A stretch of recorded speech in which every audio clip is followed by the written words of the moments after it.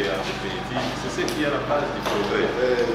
Alors nous semblons nous approchons au folklore, alors que c'est la science qui est en fait le berceau de l'humanité.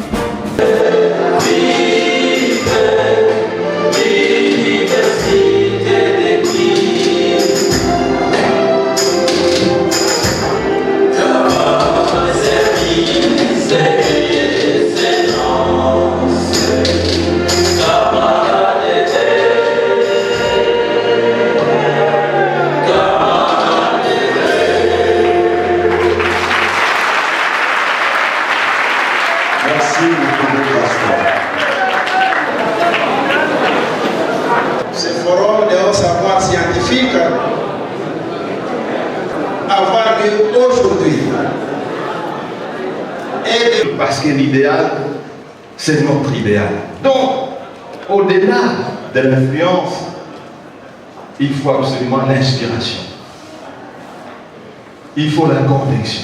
Et il ne faut pas confondre l'influence avec la popularité. Chers amis, il faut faire attention. Vous pouvez être populaire et ne pas être un leader. Tout le monde. Quand on parle du capitalisme, l'homme, les leçons.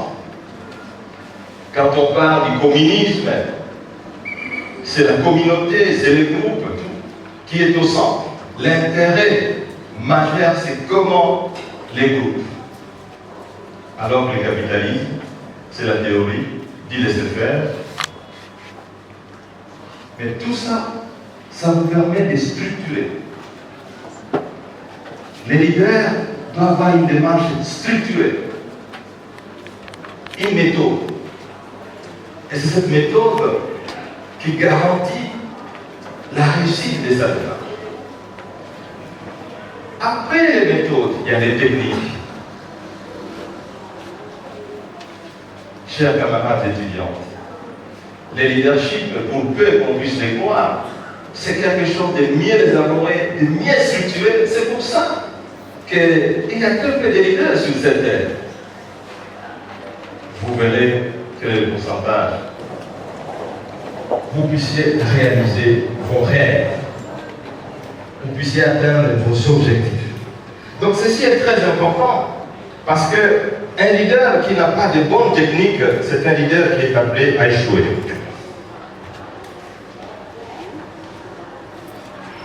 Quand j'étais Premier ministre, j'avais mis en œuvre une technique qui s'appelait Troïka stratégique,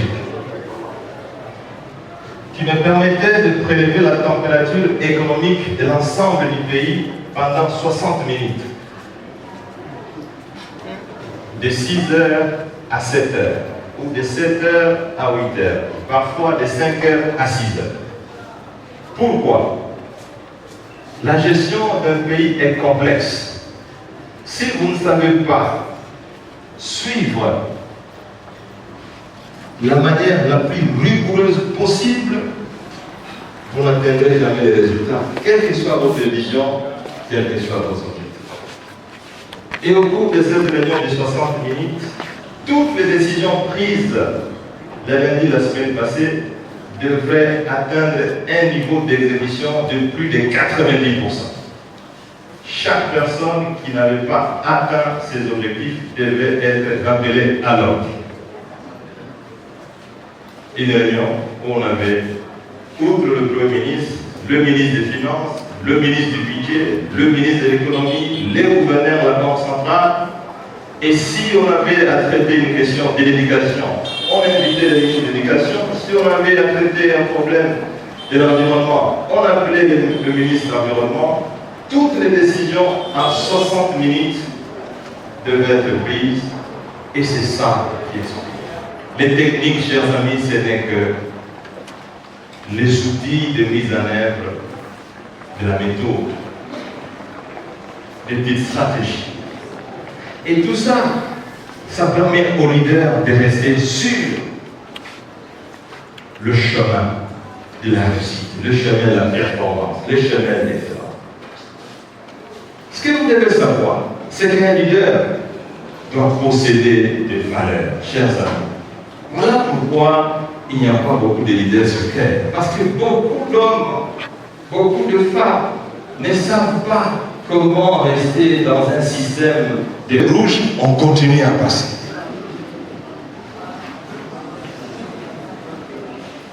La constance, chers amis. Vous devez être constant dans la vie si vous voulez devenir leader. La constance. Il faut que vous soyez programmable. Il ne faut pas qu'aujourd'hui on vous voit rouge, demain on vous voit vert, après demain on vous voit bleu. Mais on dit, mais quelle est la couleur de cet homme? Aujourd'hui il est dans les partis politiques A, demain il est dans les partis politiques B.